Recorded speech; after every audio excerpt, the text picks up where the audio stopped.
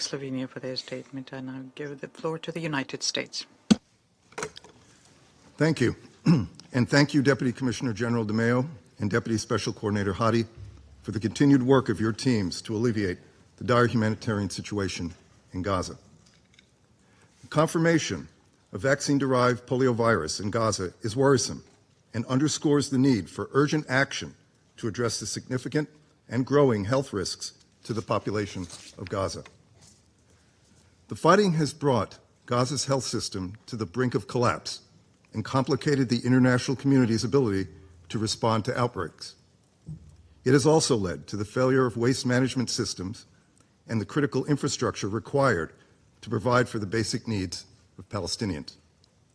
Meanwhile, poor nutrition and interrupted routine immunizations have significantly heightened the health risks to the population and further undermine their ability to combat the spread of infectious diseases.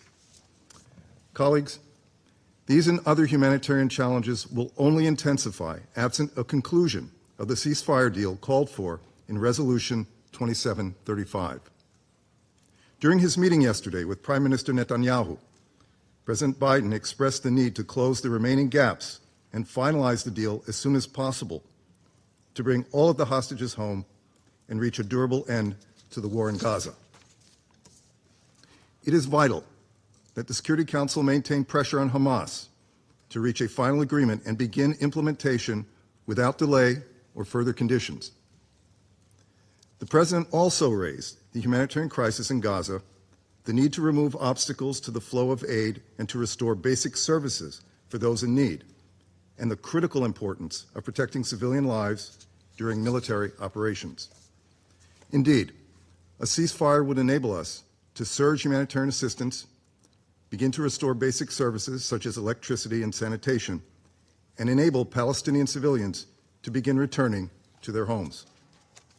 A ceasefire would also create a safer and more conducive environment for health workers to carry out needed immunization campaigns and provide other health interventions. Colleagues, we've been clear that all parties to the conflict must do more to protect aid workers trying to deliver desperately needed help to civilians. We have called on Israel to investigate incidents where humanitarian workers have been killed or injured, to hold anyone found responsible for misconduct accountable, and to take steps to prevent such incidents from recurring. The United States has long been opposed to any actions that undermine their personal safety and/or ability of UN personnel to carry out their mission, whether in Gaza or any other conflict zone in the world. That includes the personnel of all UN agencies. Heated rhetoric and attacks aimed at UN organizations such as UNRWA, as well as UN personnel performing humanitarian functions, put the safety of all UN and humanitarian aid workers at risk. They do nothing to get humanitarian assistance to civilians in Gaza. We also reiterate our call for the UN to investigate all credible claims of UN personnel that might be affiliated with or involved in acts of terrorism. It is vital that ongoing investigations are concluded swiftly and that UN organizations, including UNRWA, implement recommended reforms.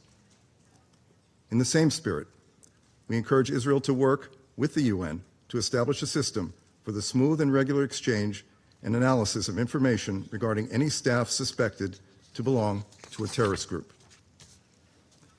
Even as we press all parties to facilitate life-saving work, we must not ignore how Hamas's actions continue to put civilians, including humanitarian personnel and their families, at risk.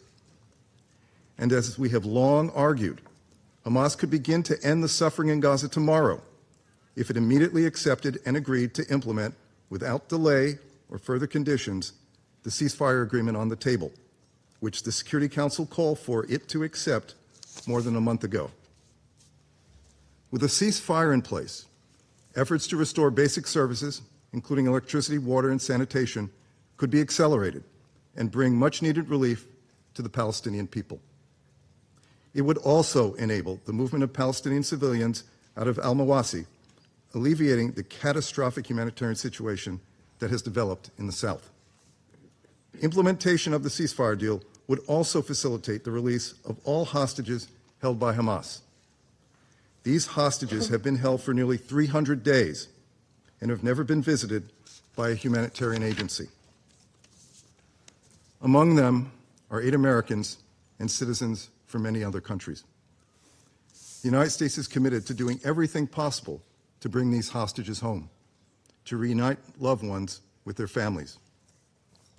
We are committed to working to close gaps at the negotiating table, to improve sustained humanitarian access at scale, and to continue working toward a two-state solution where Israelis and Palestinians alike can live in peace and with dignity. Colleagues, in closing, I must address another Russian attempt to play politics with the tragic situation in Gaza. The Chinese permanent representative said in his statement the need to avoid politicizing the humanitarian situation in Gaza. I agree completely. Russia continues to try to portray itself as a great humanitarian actor when it comes to Gaza, yet it does very little when it comes to trying to address the humanitarian situation. Nothing in the Russian permanent representative's statement referenced anything about what it's doing to help relieve the humanitarian situation. Let's not forget the humanitarian disaster it has created in Ukraine. As I've said many times, Russia doesn't help solve humanitarian crises, it creates them. So I call on the Russian representative to heed the call of his Chinese counterpart and stop playing politics with the situation in Gaza. Thank you. Thank you. I now give the floor to the representative of the United Kingdom. Thank you, President.